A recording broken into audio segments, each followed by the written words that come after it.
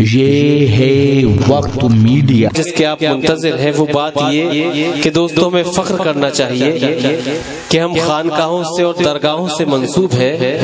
خانقاہوں نے، درگاہوں نے ہمیشہ یکسانیت اور تعلیم کا پیغام دیا ہے، یکجہتی اور اتحاد کا پیغام دیا ہے۔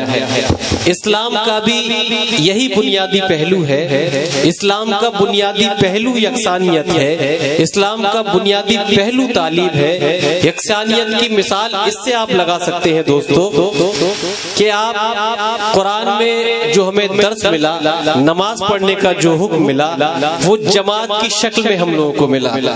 اگر مذہب اسلام میں یکسانیت کا حکم نہیں ہوتا تو ہم لوگ اپنی اپنی نماز الگ الگ بھی پڑھ سکتے تھے، مگر اس نماز کو یکسانیت، یکجا ہو کر کس طرح سے ادا کیا جائے، اس لیے جماعت کا حکم آیا۔ اور جو شعر آپ نے بہت پہلے سنا ہوگا کہ ایک ہی صف میں کھڑے ہو گئے محمود و ایاز، نہ کوئی بندہ رہا نہ کوئی بندہ نواز۔ تو دوستو یہ یکسانیت ہمیں ہمیشہ درگاہوں سے، خانقاہوں سے اس کا درس ملا ہے، اور اسی یکسانیت، اسی اتحاد کو ہمیں سلامت رکھنا ہے۔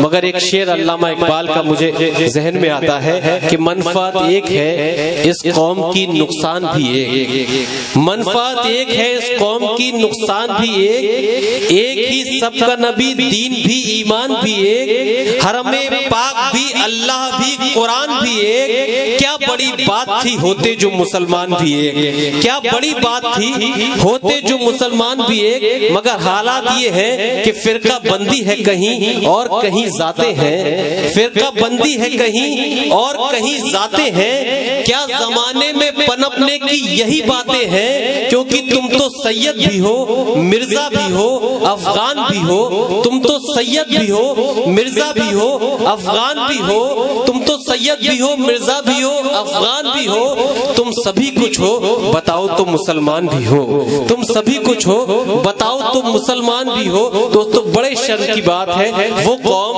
وہ مذہب جو اتحاد کے لیے جانا جاتا تھا، وہ قوم، وہ مذہب جو تعلیم کے لیے جانا جاتا تھا، آج اس قوم کا شیرازہ بکھر چکا ہے۔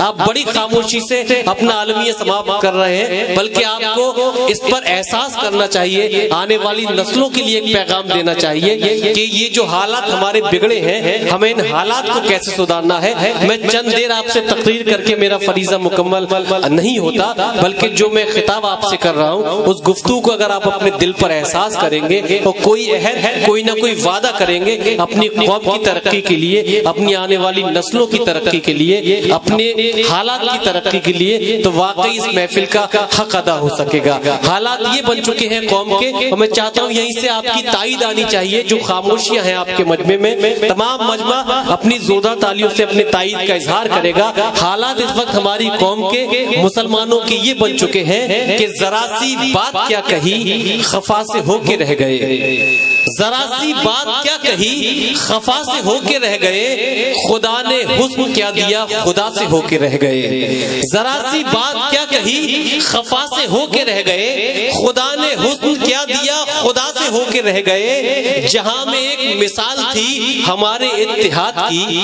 جہاں میں ایک مثال تھی ہمارے اتحاد کی، الگ الگ ہوئے تو ہم ذرا سے ہو کے رہ گئے، الگ الگ ہوئے تو ہم ذرا سے ہو کے رہ گئے۔ ہمیں اور شرمانا چاہیے کہ ہم نے اور مذہبوں کو جو پیغام دیا، جو درس دیا ہمارے مذہب نے، ہم اس پیغام سے پیچھے ہٹ گئے اور دوسرے مذہب کے لوگ اس پر عمل کر رہے ہیں، اپنی ترقی، اپنی عظمتوں کو حاصل کر رہے ہیں۔ حالات یہ بن چکے کہ سینکڑوں خدا ہیں جن کے ایک جگہ کھڑے ہیں، سینکڑوں خدا ہیں جن کے ایک جگہ کھڑے ہیں، ایک خدا والے سارے بکھرے ہوئے پڑے ہیں، ایک خدا والے سارے بکھرے ہوئے پڑے ہیں، کیونکہ حق ہمارا ہمیں ملے نہ ملے، حق ہمارا ہمیں ملے نہ ملے، پھر بھی ہم ہیں کہ ضد نہیں کرتے، سب کو الزام دیتے ہیں لیکن خود کو ہم متحد نہیں کرتے، سب کو الزام دیتے ہیں لیکن خود کو ہم متحد نہیں کرتے. تو آئیے دوستو آج کی محفل آپ سماعت کی یہ محترم یونس ملک صاحب کی خدمات کی وجہ سے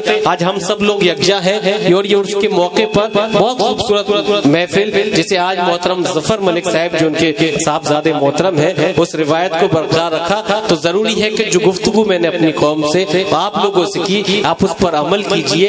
اتحاد کا دامن نہیں چھوڑیے. یکسانیت جو ہمارے مذہب اسلام کا بنیادی پہلو ہے اس پر بھی غور و فکر کیجئے کیونکہ قلب میں سوز نہیں روح میں احساس نہیں.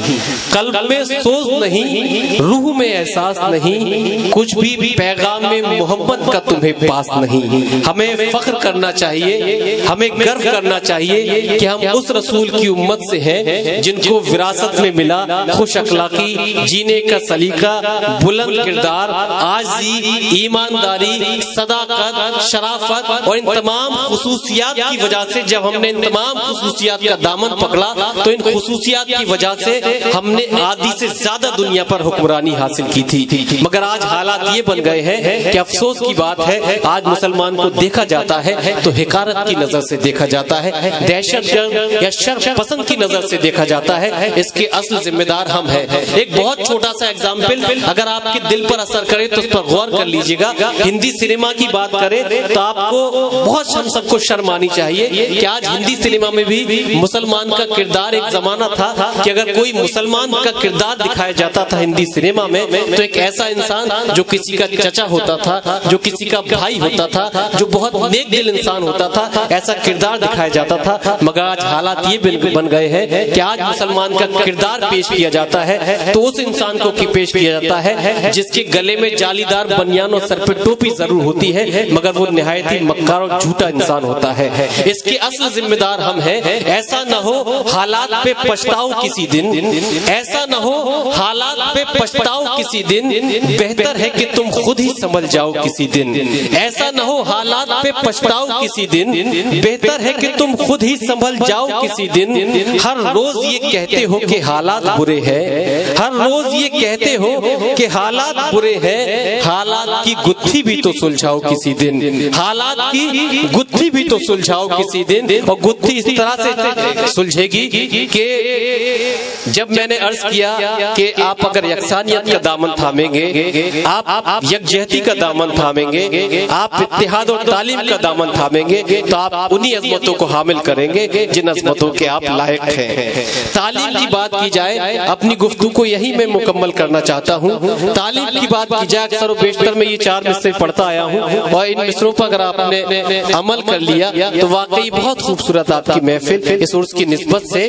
تعلیم مذہب اسلام کا اگر میں فنڈامنٹلز کی بات کروں جہاں یکسانیت کا حکم آیا ہے تو وہی مذہب اسلام کی مقدس کتاب قرآن مجید جس کا پہلا لفظ اقرا یعنی کہ پڑھو. آج افسوس کہ ہماری قوم تعلیم سے پیچھے ہوتی جا رہی ہے. تعلیم ضروری ہے کہ آپ دین کی تعلیم دیجئے. کورس میں یہ میں آپ سے خطاب کر رہا ہوں تعلیم دیجئے مگر آپ یاد رکھیے حضور سرکار دو عالم صلی اللہ علیہ وسلم نے فرمایا تھا کہ تعلیم کے لیے اگر تمہیں چین بھی جانا پڑے تو تعلیم حاصل کرو. اس میں ایک پیغام ہے چین جانے کے لیے وہ یہ کہ اس زمانے میں مدینہ منورہ یا مکہ شریف میں دینی تعلیم کے سارے انتظامات تھے مگر چین دینی تعلیم کے لیے نہیں بلکہ دنیاوی تعلیم کے لیے حضور سرکار دو عالم صلی اللہ علیہ وسلم نے 1400 سال پہلے اشارہ کیا تھا. تو ضروری ہے کہ حالات کے ساتھ آپ دنیاوی تعلیم کو حاصل کریے کیونکہ پہلے تعلیم سے تم موڑ دیے جاؤ گے.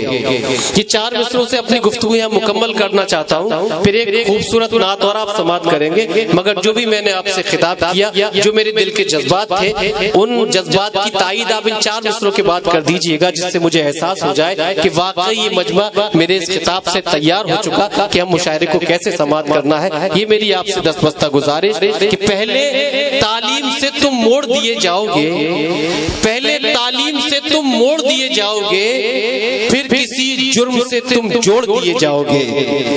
پہلے تعلیم سے تم موڑ دیے جاؤ گے پھر کسی جرم سے تم جوڑ دیے جاؤ گے. ہاتھ سے ہاتھ کی زنجیر بنا کر نکلو ہاتھ سے ہاتھ کی زنجیر بنا کر نکلو ورنہ دھاگے کی طرح توڑ دیے جاؤ گے. ہاتھ سے ہاتھ کی زنجیر بنا کر نکلو ورنہ دھاگے کی طرح توڑ دیے جاؤ گے. آئیے حضرات اگر آپ اپنے دینی جلسوں کی کوریج کرانا چاہتے ہیں یا سیاسی یا سماجی جلسوں کی کوریج کرانا چاہتے ہیں یا پھر مشاعرے یا کوی سمیلن کی یا کسی اور پروگرام کی تو ہم سے کانٹیکٹ کر سکتے ہیں. ہمارا کانٹیکٹ اور واٹس ایپ نمبر ہے 9996400286.